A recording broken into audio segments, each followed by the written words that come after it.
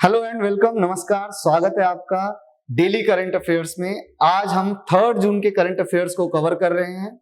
अगर आप किसी भी कॉम्पिटिटिव एग्जाम्स की प्रिपरेशन कर रहे हैं, चाहे क्लैट हो, सीयूईटी हो, एसएससी एग्जाम्स हो या फिर कोई भी कॉम्पिटिटिव एग्जाम्स हो, इसके अलावा अगर आप इंटरेस्ट रखते हैं कि डेली करंट अफेयर से अपडेटेड रहें तो ये क्लास आपके लिए काफी हेल्पफुल है। आइए आज की क्लास को शुरुआत करते हैं। आज हम 3 जून के करंट अफेयर्स को कवर करेंगे और सबसे पहले मैं बताना चाहूंगा 3 जून को वैष्णव अपरा एकादशी, जो कि हिंदू कैलेंडर के अनुसार माना जाता है। ठीक है, सबसे पहले हम 3 जून को और किस तरीके से सेलिब्रेट करते हैं उसके पीछे देख लेते हैं।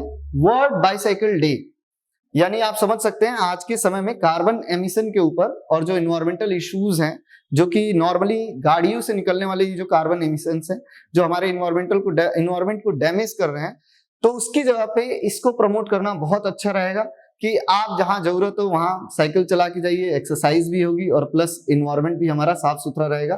थीम क्या था इस बार का वर्ल्ड बाइसाइकिल डे का? The theme for this year world bicycle day is promoting health, equity, sustainability through cycling. सारी चीजें कवर हो रही हैं, तो साइकिल चलाना स्टार्ट कर दीजिए। ठीक है, अच्छा, अब क्या है कि इससे पहले कि मैं आपको बताऊं कि क्या है 3 जून के करंट अफेयर्स, मैं चाहूंगा कि आप एक बार देख लीजिए कि क्या क्या चीजें हम कवर करेंगे और क्या आप इस क्वेश्चन का आंसर कर पा रहे हैं। पहला क्वेश्चन है, who is currently the governor of reserve Bank of India. I think ये क्वेश्चन बहुत इजी रहेगा क्योंकि चेंज तो हुए नहीं है, वही कंटिन्यू है। तो एक क्वेश्चन ये हो गया, इसका आंसर मैं आगे आपको दूंगा इसी टॉपिक में। चलिए अब हम बात करेंगे सबसे पहले अरुणाचल प्रदेश और सिक्किम के अंदर अभी असेंबली इलेक्शंस हुए थे। याद रखिए, देश में एक तरफ जहां पे आपके जनरल इलेक्शन चल रहे हैं, 2024 लोकसभा इलेक्शन, 18वीं लोकसभा इलेक्शन के ये इलेक्शन चल रहे हैं, साथ साथ अरुणाचल प्रदेश सिक्किम में इलेक्शन हुए। सिक्किम जो कि बहुत ज्यादा न्यूज में था लास्ट ईयर, क्योंकि वहां पे 2 ट्राइब्स, मैत्री और कुकी ट्राइब्स जो हैं आपस में भिड़ गए और उसके बाद बहुत सारी चीजें देखने को मिली, बहुत सारे इंसिडेंट्स हुए। लेकिन उसके बाद फिर आप समझ सकते हैं बीजेपी की जो पॉपुलैरिटी है वहां कम हुई और उसका इफेक्ट इस इलेक्शन के रिजल्ट पे भी देखने को मिला। So the recently held legislative assembly election in Sikkim and Arunachal Pradesh saw significant victories for the Bharatiya Janata party. ये सिक्किम में नहीं, ये अरुणाचल प्रदेश में हुआ है। भारतीय जनता पार्टी कहां जीती है? अरुणाचल प्रदेश में। एंड सिक्किम में क्रांतिकारी मोर्चा, सिक्किम क्रांतिकारी मोर्चा, ये क्रांतिकारी नहीं है, क्रांतिकारी है, सिक्किम क्रांतिकारी मोर्चा, ये जीते हैं। ठीक है, अलग अलग जगह पे। Sikkim legislative assembly saw the SKM gain a landslide victory with 31 out of 32 seats, यानी सिक्किम में लगभग 32 सीट में से 31 सीट किसको मिला है? एसकेएम पार्टी को मिला है। While the BJP won 46 out of 60 seats in Arunachal Pradesh, वहीं पे अरुणाचल प्रदेश ने बीजेपी ने एक क्लीन स्वीप किया, लगभग 46 सीट्स जीती हैं। So according to the Election Commission of India, इनके अनुसार। तो ये याद रखना है कि 31 सीट जीते हैं आउट ऑफ 32 सिक्किम के अंदर, कौन? एसकेएम। और वहीं अरुणाचल प्रदेश में बीजेपी ने 60 में से 46 सीटें जीती हैं। इनके पीछे भी काफी इंटरेस्टिंग फैक्ट है कि जो 60 में से 46 सीट जीती हैं, 10 सीटों पे तो कोई कंपटीशन ही नहीं था बीजेपी के लिए, क्योंकि और दूसरी किसी पार्टी का नेता उसमें पार्टिसिपेट ही नहीं कर रहा था। In Arunachal Pradesh the BJP made a 3rd consecutive comeback to power while SKM easily regained its position on April 9 the first round of nationwide general election, जहां एक तरफ 9 अप्रैल को पहले राउंड का जनरल इलेक्शन चल रहा था जिसको 18th लोकसभा इलेक्शन कहा जाता है, इसके साथ ये अरुणाचल प्रदेश और सिक्किम का इलेक्शन भी क्या हुआ है? कोइंसाइड हुआ है। While the votes for Lok Sabha will be counted on June 24, the votes for legislature in Arunachal Pradesh and Sikkim counted on June 2। इनकी काउंटिंग कब कंप्लीट हुई है? जून 2 को, और इसीलिए जून 3 को हम ये रिजल्ट देख पा रहे हैं। ठीक है, तो इलेक्शन कब हुए थे? 9 अप्रैल को हुआ था। कहां पे? अरुणाचल प्रदेश के अंदर 11वीं कॉन्स्टिट्यूएंट असेंबली के लिए। ठीक है, मतलब लेजिस्लेटिव असेंबली के लिए, कॉन्स्टिट्यूएंट असेंबली नहीं, लेजिस्लेटिव असेंबली के लिए। अरुणाचल प्रदेश में 60 मेंबर लेजिस्लेटिव असेंबली है, लेकिन इलेक्शन जो था it was held for 50 seats. कहा जा रहा है कि इलेक्शन कितनी सीट्स के लिए हुआ? 50 सीट के लिए, जबकि कितनी टोटल सीट्स हैं? 60। क्यों? रीजन इज वेरी सिंपल, अभी मैंने आपको बताया 10 सीट्स वर वॉन अनअपोज्ड, मतलब 10 सीट पे तो कोई दूसरी पार्टी ने पार्टिसिपेट ही नहीं किया। अनअपोज तरीके से सिर्फ एक पार्टी के नेता बीजेपी के थे। including the incumbent chief minister Pema Khandu Mukto constituency were won by the BJP candidates. No other candidates filled their nomination in these seats except the BJP candidates. बहुत ही interesting है, पेमा खांडू आप देख सकते हैं, ठीक है, बहुत पहले से जीतते आए हैं ये। यहाँ पे इनकी सीट पे भी कोई और दूसरा कॉम्पिटिटर नहीं था और ऐसी 10 सीटें मतलब टोटल थी जहां पे किसी तरीके का कोई कंपटीशन बीजेपी को नहीं मिला, ठीक है। BJP candidates were declared elected unopposed out of this 50 seats. अब जो बची हुई 50 सीट्स थी उसमें से बीजेपी ने 36 सीट्स जीती हैं और ओवरऑल टैली टोटल बीजेपी की हो गई है 46। तो आराम से बीजेपी यहाँ पे अपनी मेजोरिटी में पूरी गवर्नमेंट फॉर्म कर रही है। In the last election of 2019 BJP ने 41 सीट्स जीता था, तो पहले से और प्रोग्रेस है कह सकते हैं। BJP vote share also increased from 50.9% 2019 to 54.8%, इतना इंक्रीमेंट हुआ है। कांग्रेस पार्टी जो पावर में थी जब उनके चीफ मिनिस्टर पेमा खांडू जो थे पहले कांग्रेस के थे, अब ये स्विच कर गए और बीजेपी में आ गए, तो आज के टाइम में 43 एमएलए 2016 में तब इनके पास थे। Congress party won only 1 seat in the 2024 legislative assembly. अब 2024 में कांग्रेस की कंडीशन इतनी ज्यादा खराब हो गई कि अरुणाचल प्रदेश की हम बात कर रहे हैं कि केवल 1 सीट कांग्रेस को मिला है। सिक्किम क्रांतिकारी मोर्चा, अब हम बात कर रहे हैं सिक्किम के अंदर, it was led by chief minister Prem Singh Tamang. Prem Singh Tamang ने इसको लीड किया और एक लैंडस्लाइड विक्ट्री मिली है 2000 सिक्किम लेजिस्लेटिव असेंबली इलेक्शन के अंदर। एसकेएम कौन जीता? SKM 31 out of 32 assembly seats, यानी एसकेएम ने लगभग 32 में से पूरा प्रॉपर क्लीन स्वीप किया है, 31 सीट्स जीते हैं 32 में से। अगर हम यहीं पे बात करते हैं 2019 में एसकेएम की क्या परफॉर्मेंस थी, तो लगभग 17 सीट्स आए थे और चीफ मिनिस्टर प्रेम सिंह तमांग जो थे वो कंफर्टेबली हिनॉक सीट से जीत गए थे। बाद उन्होंने डिफीट किया था एसडीएफ सोमनाथ पौड्याल को। एसडीएफ कौन सी पार्टी है, क्या फुल फॉर्म है इसका, ये फुल फॉर्म मुझे लिख के बताइए आप कमेंट बॉक्स में, ठीक है, full form of SDF. The election to constitute 11 Sikkim legislative assembly, ये 19 अप्रैल को हुआ इलेक्शन। सिक्किम की अगर हम बात कर रहे हैं तो 5 time Sikkim chief minister and 8 time MLA. Sikkim के चीफ मिनिस्टर 5 बार रह चुके हैं, 8 बार एमएलए रह चुके हैं। इनका नाम है पवन कुमार चैमलिंग, जिनके नाम एक रिकॉर्ड भी है, सबसे longest serving chief minister of India, ठीक है, ये हार गए इसमें। So Sikkim Democratic Front lost from the, अभी मैंने आपसे पूछा था एसडीएफ का फुल फॉर्म सामने आ गया, Sikkim Democratic Front. He lost from both Poklok Kamrang और नामचिंगबेन जो असेंबली थी, दोनों जगह की कॉन्स्टिट्यूएंसी से ये इलेक्शन हार गए। Pawan Chamling was the chief minister of Sikkim from 1994 से लेकर 2019 तक ये चीफ मिनिस्टर रहे हैं, longest serving chief minister of India, ठीक है। पवन चैमलिंग इंडिया के लॉन्गेस्ट सर्विंग चीफ मिनिस्टर हैं। इसके अलावा सिक्किम की अगर हम बात करते हैं तो नवीन पटनायक, लॉन्गेस्ट सर्विंग मतलब 24 साल तक ये चीफ मिनिस्टर की पोस्ट पे रहे। सेकेंड नंबर पे आते हैं नवीन पटनायक, बीजू जनता दल के हैं, कहां से? ओडिशा से, ठीक है, जो कि इंडिया के second longest serving chief minister हैं। अब थोड़ा बहुत हम बात करते हैं सिक्किम की और अरुणाचल प्रदेश की। देखिए सिक्किम और अरुणाचल प्रदेश का जब भी नाम आता है तो हमें दिख जाता है चाइना का बॉर्डर, राइट। तो ये जो एरियाज हैं काफी सेंसिटिव एरियाज हैं, कंटिन्यूअसली यहाँ पे एक तरह से हम कहें तो इन्फिल्ट्रेशन होता रहता है और इसीलिए ये जो नॉर्थ ईस्ट वाले ये जो एरियाज हो जाते हैं इनमें काफी ध्यान देना होता है सारी चीजों का, कि इलेक्शन वगैरह भी होते हैं उसको भी सोच समझ के मतलब यहाँ पे सारी चीजें होती हैं।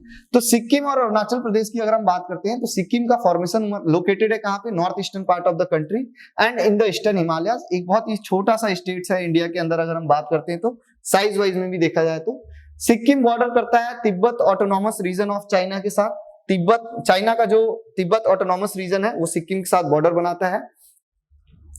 इसी तरह नॉर्थ में और नॉर्थ ईस्ट की बात करते हैं, by Bhutan to the south east, east south east में सिक्किम के भूटान है और Indian state of West Bengal in the south and Nepal to the west, ठीक है। कैपिटल है सिक्किम का Gangtok and south eastern part of the state इसमें ये ज्वाइन होता है। इसके अलावा सिक्किम और अरुणाचल प्रदेश की अगर हम बात करते हैं तो eastern Himalaya, Sikkim is notable for its biodiversity के लिए जाना जाता है, alpine and subtropical climate है and host to Kanchenjunga. Kanchenjunga is the highest peak in India, ये ध्यान में रखना है, जो कहां मिलेगा आपको? सिक्किम के अंदर, और दुनिया का 3rd हाईएस्ट पीक है, right. Sikkim capital and largest city कौन सी है? गैंगटॉक है। 35% of the state is covered by the Kanchenjunga national park. Okay, इसके अलावा सिक्किम की एक कहानी भी रही है कि कैसे इंडिया के साथ मर्ज हुआ। In the beginning the king was not interested, बाद में वहां पे बहुत सारा प्लेबिसाइट वगैरह भी हुआ। उसके अलावा मतलब एक तरह से कोशिश की गई इंडिया के साथ मर्ज करने की, एक पूरी कहानी है। तो finally Sikkim became protectorate of India in 1950 और बाद में 1975 में भारत के साथ मर्ज हो गया। It's a small size, notwithstanding Sikkim is great political and strategic importance of India। देख सकते हैं जो लोकेशन है चाइना के साथ, वो जो बाउंड्री बनती है, तो सिक्किम एक बहुत ही इंपॉर्टेंट लोकेशन पे है।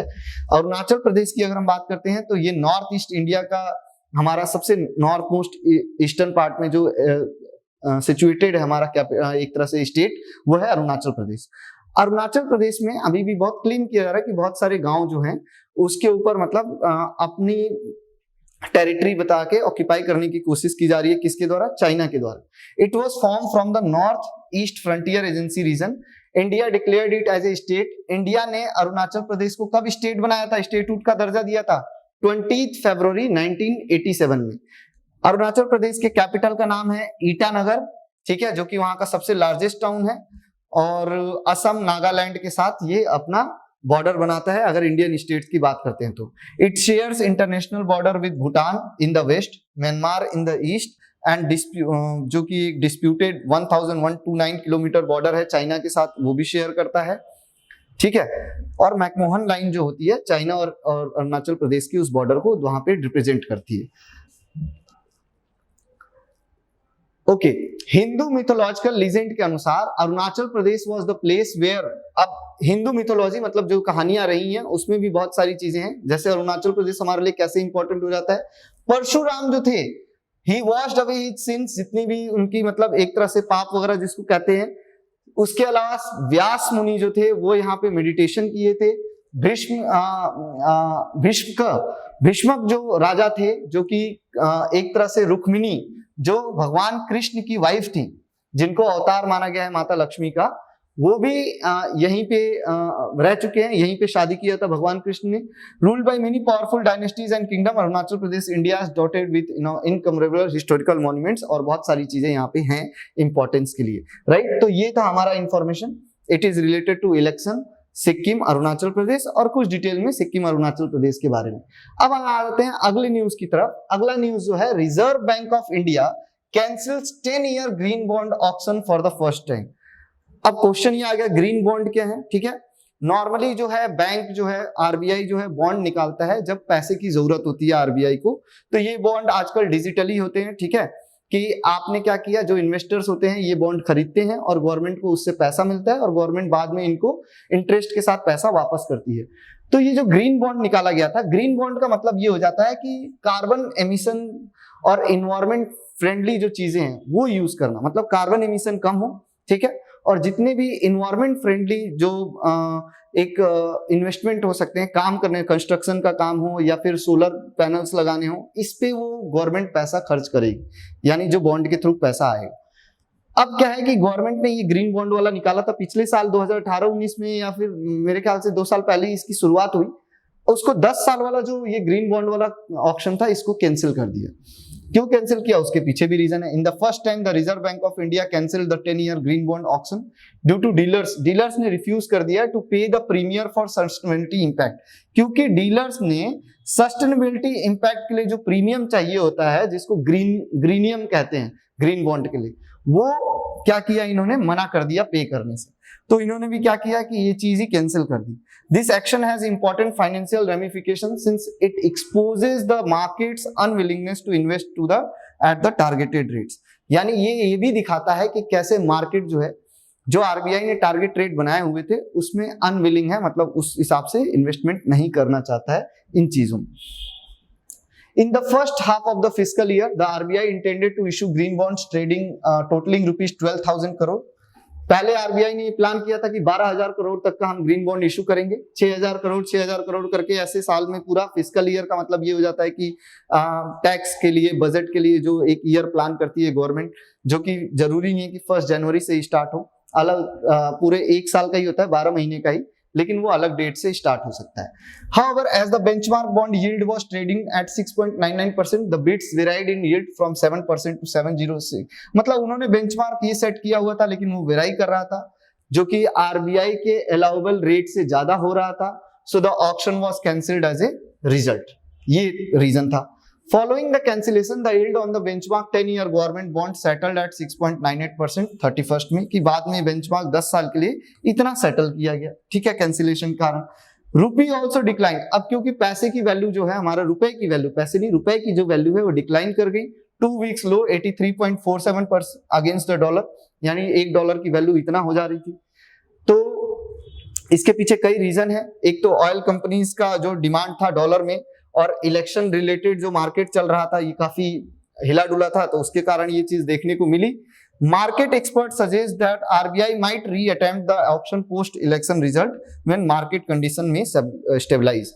अब ऐसे मार्केट के जो इन्वेस्टर्स हैं वो ये अनुमान लगा रहे हैं कि शायद ये चीज फिर से रास्ते पे आ जाएगी जब एक बार ये रिजल्ट आ जाएगा इलेक्शन वगैरह का, उसके बाद जब मार्केट थोड़ा स्टेबलाइज हो जाएगा.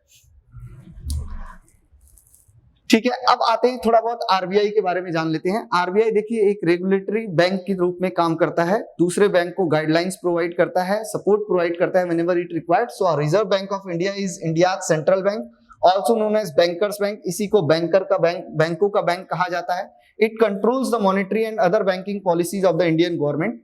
Reserve Bank of India was established. कब एस्टैब्लिश किया गया था? 1 अप्रैल 1935 को, in accordance with the Reserve Bank of India act 1934 की एक एक्ट बनाया गया 1934, उसके अनुसार इसको एस्टैब्लिश किया गया था. एक इसका अगर देखें तो रिजर्व बैंक का परमानेंटली जो हेडक्वार्टर है सिचुएटेड है कहां पे? 1937 में. Fully owned and operated by the government of India. आज के टाइम में जो गवर्नर है रिजर्व बैंक ऑफ इंडिया के, उनका नाम है Shaktikanta Das. If you remember, मैंने वो क्वेश्चन किया था आपसे स्टार्टिंग में कि आरबीआई के प्रेजेंट गवर्नर कौन है? शक्तिकांत दास. हेडक्वार्टर कहां है? मुंबई के अंदर. ठीक है, चलिए अगले न्यूज पे चलते हैं. 21st edition of the Asia Pacific premier defence meet Shangri-La dialogue ended on 2 June 2024. Shangri-La dialogue जो है वो एंड हुआ है 2 जून 2024 को. क्या है ये शांग्री-ला डायलॉग? देखिए सिंगापुर में होता है ये. ठीक है, फिक्स रहती है इसकी जगह. जो एक वहां पे पैसिफिक प्रीमियर डिफेंस मीट होता है, Asia Pacific premier defence meet, कि डिफेंस के जो प्रीमियर होते हैं, जो हेड होते हैं हर एक देश के नॉर्मली, वो इसमें पार्टिसिपेट करते हैं. Known as the Asian security summit, Shangri-La dialogue came to a close. ठीक है, अब ये डायलॉग, ये जो है जून 2 को क्या हुआ? कंक्लूड कर दिया गया.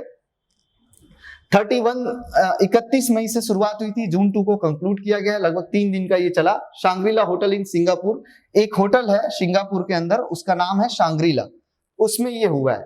शांग्री-ला एक तरह से ना एक मिथोलॉजी में भी एक स्टोरी है इसके बारे में, तो इसलिए उस होटल का भी नाम शांग्री-ला रखा गया है. More than 100 delegates from through out the world and the Asia Pacific area attended. मतलब लगभग 100 से ज्यादा अलग अलग देशों के जो डिफेंस के हेड होते हैं उन्होंने इसको अटेंड किया. Defence minister, top official, non government stakeholders and among the security practitioner gathered for the dialogue to address the most important security issues faced by Asia Pacific region. Asia Pacific region में जो securities के issue हैं, चाहे वो terrorist का issue हो या फिर बॉर्डर कंसर्न रिलेटेड इश्यूज हो, तो उन सब के ऊपर डिस्कस किया गया. ठीक है, and one on one conversation, और ऐसा नहीं है, बायलैटरल मीटिंग्स भी यहाँ पे होती हैं. ठीक है, Shangri-La dialogue of the Asian security summit, ये जनरली इसको एशियन सिक्योरिटी समिट के नाम से ही जाना जाता है, और साथ में शांग्री-ला डायलॉग के नाम से भी जाना जाता है. कौन ऑर्गेनाइज करवाता है? ये ऑर्गेनाइज करवाता है IISS. क्या नाम है? International institute for strategic studies, जो कि सिंगापुर गवर्नमेंट के द्वारा मिलकर ये ऑर्गेनाइज करवाता है. परमानेंट वेन्यू जो है वो फिक्स है, शांग्री-ला होटल सिंगापुर के अंदर. इंडिया ने 2018 में अटेंड किया था, इस बार अटेंड नहीं किया. There are no specific clarification. एक जगह पहले तो ये आया था कि पहले लास्ट मीटिंग अगर नहीं हुई थी तो क्योंकि हमारे जो फॉरेन मिनिस्टर थे वो दूसरे इंपॉर्टेंट मीटिंग्स के लिए किसी और देश में जा रखे थे. अभी यहाँ पे इसका एक क्लियर डिटेल नहीं आया है, लेकिन आप देखेंगे कि बहुत सारे देश अटेंड कर रहे हैं, इंडिया इसमें पार्टिसिपेट नहीं किया है. Shangri-La is a mythical place in the James Hamilton novel Lost Paradise. It is based on Tibetan mythical place Shambhala, which was a utopia of peace, की मतलब एक शांति की जगह होती थी, high in the mountains and cut from the world, की एक ऐसी जगह और कि जो बाकी देश दुनिया से हटके शांति का प्रतीक माना जाता था वो जगह। उसी बेस पे ये होटल भी बना दिया गया Shangri La, and attempts to provide such an environment for the countries of the Asia Pacific to discuss and find a solution to the region security problem, कि सब लोग एक इस जगह पे आके इकट्ठा होके सिक्योरिटी प्रॉब्लम्स को डिस्कस कर रहे हैं। देखिए ये क्रेडिट जाता है, ये शांग्री-ला डायलॉग का जो कॉन्सेप्ट है इसका क्रेडिट जाता है एक ब्रिटिश स्ट्रेटेजिस्ट है जिनका नाम है सर जॉन चिपमैन। ठीक है, इनके नाम है कि इन्होंने ये चीज एक आइडिया लेके आए थे, London based think tank international institute for strategic studies, and he approach the former Singapore prime minister, और बाद में फिर ये सब चीजें निकल के आई और फिर शांग्री-ला जो है एक तरह से बनाया गया और इसमें बहुत सारे लोगों ने पार्टिसिपेट करना स्टार्ट किया। हाँ, कोविड-19 2002 से इसकी शुरुआत होती है। फर्स्ट एशियन सिक्योरिटी कॉन्फ्रेंस जो था या जिसको हम शांग्री-ला भी कहते हैं, 2002 में इसकी शुरुआत हुई। कोविड-19 के समय लगभग 2020 और 2021 में ये मीटिंग्स नहीं हुई थी। ठीक है, ये जो शांग्री-ला 21st शांग्री-ला मीटिंग हुई है इसमें कौन कौन अटेंड किया है, तो यूनाइटेड स्टेट्स भी है, secretary of defence of United state generally इसकी इनॉग्रल एड्रेस देते हैं। उसके बाद जैसे कि लॉयड ऑस्टिन जो थे उन्होंने इसकी शुरुआत की, और उसके बाद फिर जो नेक्स्ट चाइनीज मिनिस्टर हैं डिफेंस के वो फिर अपना स्पीच देंगे। उसके बाद एडमिरल डोंगजुन, कौन है Chinese minister of defence, admiral Dongjun China's minister of defence, इन्होंने लास्ट टाइम अपने देश को रिप्रेजेंट किया था। Defence minister of France, South Korea, Indonesia, इन सबने अटेंड किया है। आप ढूंढेंगे कि इंडिया का नाम नहीं है, क्यों नहीं है ये भी देखा जाएगा। 2018 में लेकिन prime minister Narendra Modi was the first Indian prime minister to address the Shangri-La dialogue. ये एक जीके पॉइंट ऑफ व्यू से इंपॉर्टेंट हो सकता है कि 2018 में हमारे अपने देश के प्राइम मिनिस्टर थे। अगला न्यूज है UEFA. What is the full form of UEFA? Write down in the comment box. UEFA का फुल फॉर्म क्या है? नहीं तो इस क्लास के लास्ट में मैं आपको इन्फॉर्म कर दूंगा अगर मैं नहीं भूला तो। So UEFA champions league final, Real Madrid defeat Borussia Dortmund to lift trophy for 15th time. Football जो अगर हम कह सकते हैं फुटबॉल की जो टीम्स होती हैं एक तरह से जो इन पार्टिसिपेशन चलता है तो उसमें से रियल मैड्रिड एक क्लब है और दूसरा क्लब है बोर्सिया डोर्टमंड। रियल मैड्रिड जो है अभी मैं आपको बता दूंगा ये है आपका क्लब स्पेन का, ठीक है, स्पेनिश क्लब है, फुटबॉल टीम काफी फेमस पॉपुलर है।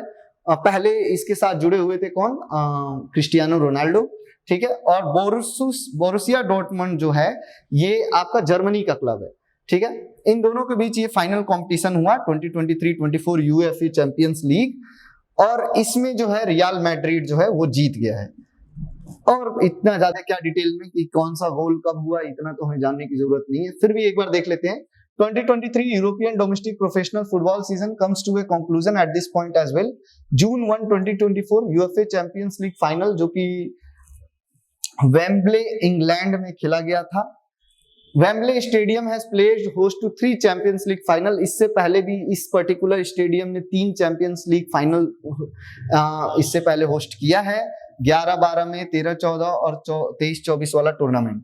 Spanish La Liga winner Real Madrid was appearing in the UEFA Champions League. ये ला लीगा के भी विनर रह चुके हैं रियल मैड्रिड और इसके बाद इन्होंने यूएफए चैंपियंस लीग को फिर 18th टाइम जीता, ठीक है। 18th टाइम जो हो रहा था उसमें पार्टिसिपेट किया और जीता। Dani Carvajal and Vinicius junior were the goal scorers. ये 2 प्लेयर हैं, विनिसियस जूनियर और दानी कार्वाजल, इन दोनों ने स्कोर किया रियल मैड्रिड के लिए। Real Madrid football club which is also popularly called loss Blancos has now won the European cup champions league. It might be possible कि मैं शायद गलत प्रोनाउंसिएशन कर रहा हूँ ये नाम, क्योंकि फ्रेंच नेम हो जाते हैं, जर्मन नेम हो जाते हैं, ठीक है। और अलग अलग टाइम पे ये सभी टाइम पे इन्होंने ये लीग जीता हुआ है, ठीक है। 1955 अगर हम यूईएफए चैंपियंस लीग की बात करते हैं तो 1955-56 सीजन में European Champions Club was the precursor of the current UEFA Champions League. There were 16 teams in the inaugural European Champions Club में लगभग 16 टीम थी जो कि रियल मैड्रिड ने जीता था। फ्रेंच फुटबॉल टीम स्टेड दे रीम्स को हरा के। The trophy was renamed UEFA Champions league, बाद में इसका यूएफए चैंपियंस लीग यूसीएल रख दिया गया, ठीक है। Top European competition for professional club based tournament in Europe is the champions league, कि सबसे टॉप लेवल के जो क्लब्स होते हैं वो इसमें पार्टिसिपेट करते हैं, काफी महंगे क्लब्स होते हैं, ठीक है। 36 team took part in 2024 session. अगर बात करते हैं तो इस बार 36 टीमों ने पार्टिसिपेट किया था, इससे पहले 32 टीम कॉम्पीट कर चुकी हैं पिछले साल। तो देखिए आईपीएल के कंपेयर कर बहुत ऊपर है ये, आईपीएल के कंपैरिजन में बहुत सारे लोग इसको देखते भी हैं, काफी पॉपुलर भी है। ये थे आज के करंट अफेयर्स। इन करंट अफेयर्स के बेसिस पे 3 जून के करंट अफेयर्स की बेसिस पे अब मैं कुछ क्वेश्चन पूछूंगा आपसे, जल्दी जल्दी आंसर करने की कोशिश करिए। जब मैं क्वेश्चन पूछ रहा हूं at the point of time आप कमेंट बॉक्स में इसका आंसर भी लिख सकते हैं। पहला क्वेश्चन है, which party has return to power in the recently held 2024 legislative assembly election in Sikkim, कि कौन सी पार्टी वापस आ गई है इस बार जो इलेक्शन हुए असेंबली इलेक्शन 2024 के। तो राइट आंसर हो जाएगा ऑप्शन ए, सिक्किम क्रांतिकारी मोर्चा। On how many seats of the Arunachal Pradesh Legislative Assembly the election was held on 19th April? कितनी सीट्स पे इलेक्शन हुए, ठीक है। टोटल सीट्स होती हैं 60, लेकिन इलेक्शन लड़ेगा कितनी सीट्स पे? 50 सीट पे, 50 सीट्स। क्वाइट इंटरेस्टिंग, क्यों? क्योंकि 10 सीट पे किसी ने और ने नॉमिनेशन भरा ही नहीं, केवल बीजेपी के मेंबर ने नॉमिनेशन भरा, ठीक है। Who hold the record of being the longest serving chief minister in India? सबसे ज्यादा लंबे टेन्योर तक चीफ मिनिस्टर बनने का रिकॉर्ड किसके नाम पे है भारत में? Yes, Pawan Kumar Chamling. Option B, Pawan Kumar Chamling. Which bank cancelled 10-year green bond auction for the first time? कौन से बैंक ने 10-year green bond auction को कैंसिल कर दिया पहली बार? That is Reserve Bank of India, ठीक है। Where was the 21st Shangri La dialogue held? एक ही जगह होता है, फिक्स है इसका, सिंगापुर के अंदर, ठीक है। When was the first Shangri-La dialogue or the Asian Security Summit held? कब हुआ था पहली बार? That took place in 2002. Which football club has won 2023-24 UEFA Champions League? पहले पुराना क्लब था किसका? क्रिस्टियानो रोनाल्डो का। अब नहीं है वो उस क्लब में। अब क्रिस्टियानो रोनाल्डो का कौन सा क्लब है, ये आप नाम लिख के बताइए कमेंट बॉक्स में, ठीक है। तो इस बार कौन जीता है? Real Madrid. These are few topics। इसके अलावा आप इन टॉपिक्स को सेल्फ रिसर्च कर सकते हैं, पढ़ सकते हैं, ताकि अपनी क्यूरियोसिटी को और जगाए रखिए। This is all for today. Thank you everyone. See you in the next class. Bye bye for